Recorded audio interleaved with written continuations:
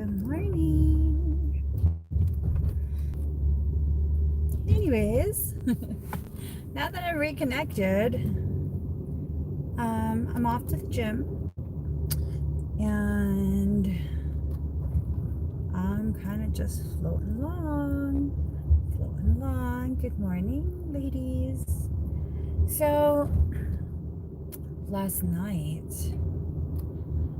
I had gone live and I was talking about some things. Someone had come on my live and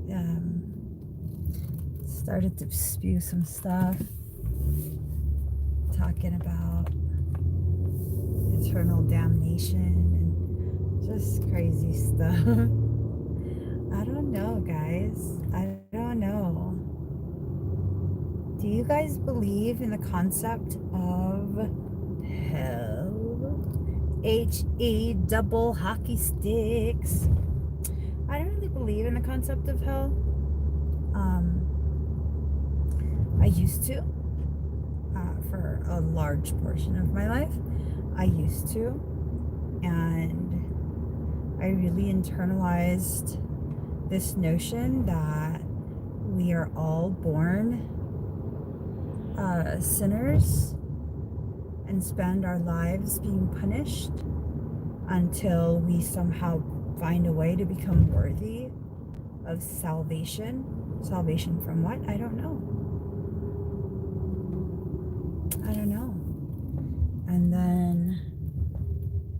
And to be honest, ooh, the sun looks gorgeous. The sun will come out tomorrow. Bet your bottom dollar that tomorrow there'll be sun. Just thinking about tomorrow. Clears away the cobwebs and the sorrow till there's none. Okay, focus, girl. Focus. Yeah, I really used that teaching to justify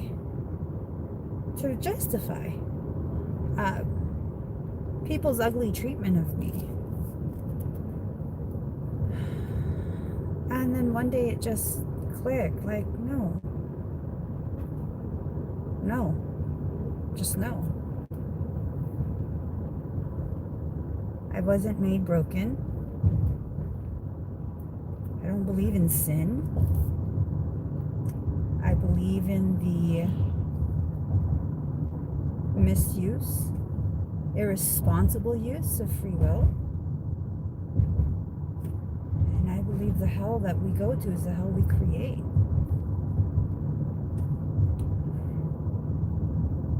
And then suddenly everything kind of just fell into place. Like all these contradictory things for that particular belief system. It all made sense. It was a system, or is a system of control, mental, emotional, spiritual slavery. A sense of servitude so great that you could never really ever escape from that boot on your neck. So now when people who still participate in that system, that's okay. Got nothing to do with me. That's all right.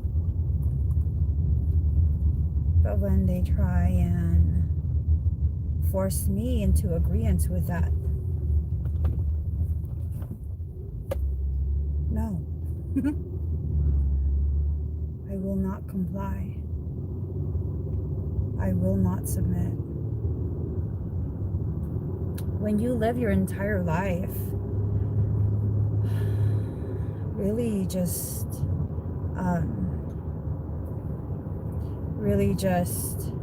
adhering to a very strict set of beliefs that really cripple you, go against your truth as you know it to be, and then you realize what you've been participating in, it's hard to go back to that. It's really, really hard to go back to that. Once you've tasted the sweetness of truth and sovereignty, you begin to refuse to swallow that pill. And the longer you exist in the totality of your sovereignty, the more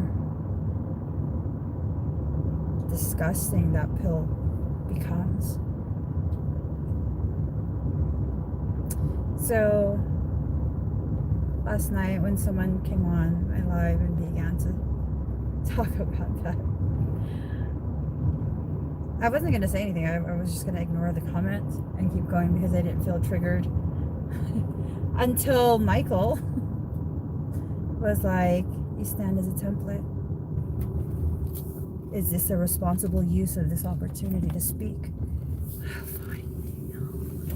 Fine, I'll speak.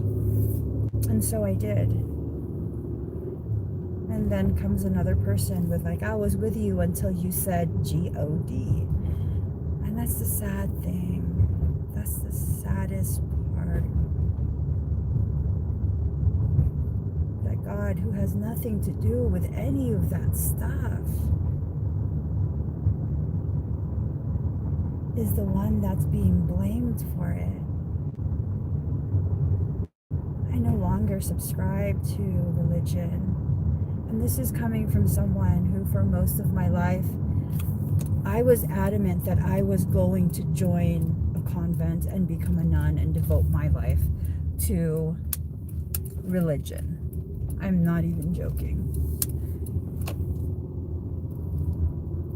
The work that I do doesn't negate the presence, the existence of God. Not God as in a man on a throne somewhere up there. I'm talking about God in the truth of God as I know it. There's so much stigma attached to those three little letters.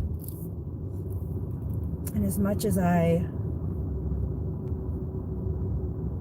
am just disgusted by the belief system, everything in my life points to the very real fact. There is a divinity that exists that is interwoven between all of us. My existence, my work, it doesn't negate God.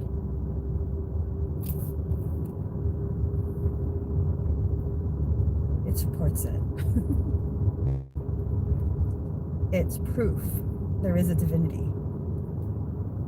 Just like your presence, your existence is proof there is a divinity. And sometimes, even if you don't even realize it, even if it's not your intention, sometimes the interactions you have with other people are the only proof of divinity that that individual will ever come across.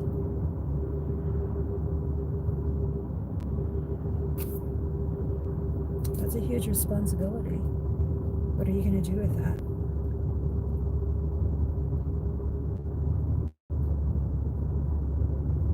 You be yourself. Because you have no idea what your souls have planned. You have no idea what the souls involved in any given circumstance have planned to help each other to learn, so you be yourself. And that's all that was ever really asked of you. Jesus wasn't asked to be anything but who he is. And every event he needed in his life to form him, to shape him into who he was later said to be, was allowed to happen, including exchanges, interactions with demonic beings.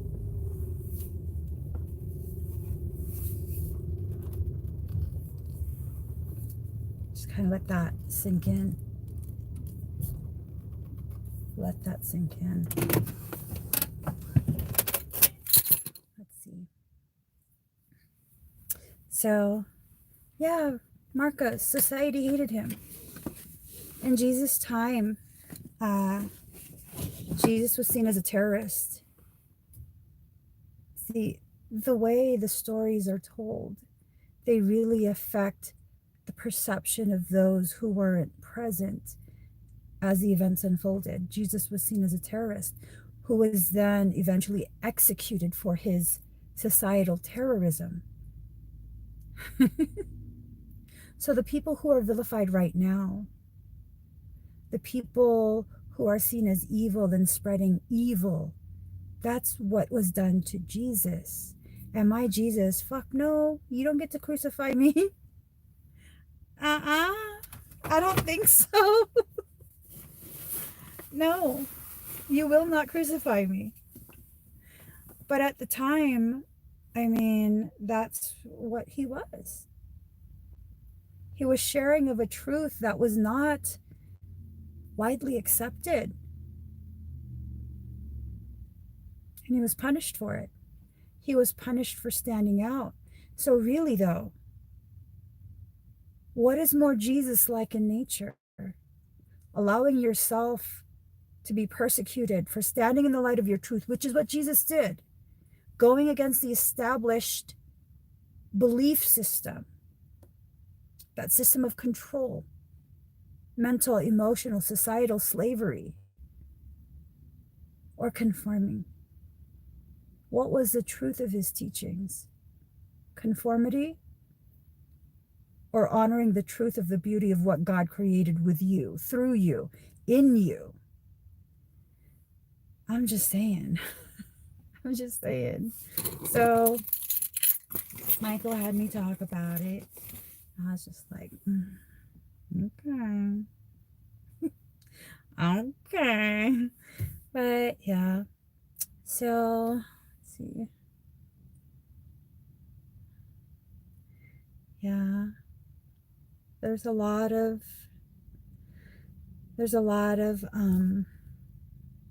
beliefs that we participate in. And I'm not telling you to not be religious. I'm not telling you to not participate in religion. I'm telling you that if religion is the only way for you to reconnect to your divinity, do it. Participate in it. Whatever it is that you need to remember your divinity. There's no right or wrong way. Exactly. Seek your own truth. Because whatever you seek is what you find. My truth, it doesn't need to resonate with everyone because it's mine. It's something that I've lived. And that's the main thing. Your truth should be what you live, not what you've read, not what you have been told. Ask questions and then find your own answers. Allow yourself to be present and hear what other people are sharing about their truth. And then ask questions and find your own answers. You were never supposed to just take in someone else's truth. That's their truth. You were never supposed to just take in someone else's spiritual theories. That's their path. That's their journey. You have your own. We each do. Each of us has our own. And that's how loved we are. That's how loved we are. So allow yourself to love yourself exactly as you are, remaining open to the very real truth that we always have room for growth. All the way up until your last breath, you are to continue learning. And the only time you cease to learn, that's when your soul exits your body. That's when you're done. So for as long as you're alive, you're supposed to be learning. Learning through living and being present in that life. So here I am at the gym. It's time to get my groove on. I don't know what that means. We're going to find out. You guys have a beautiful, beautiful day. If I have any additional thoughts, I will definitely go live on Facebook when I'm done working out. Bye, guys.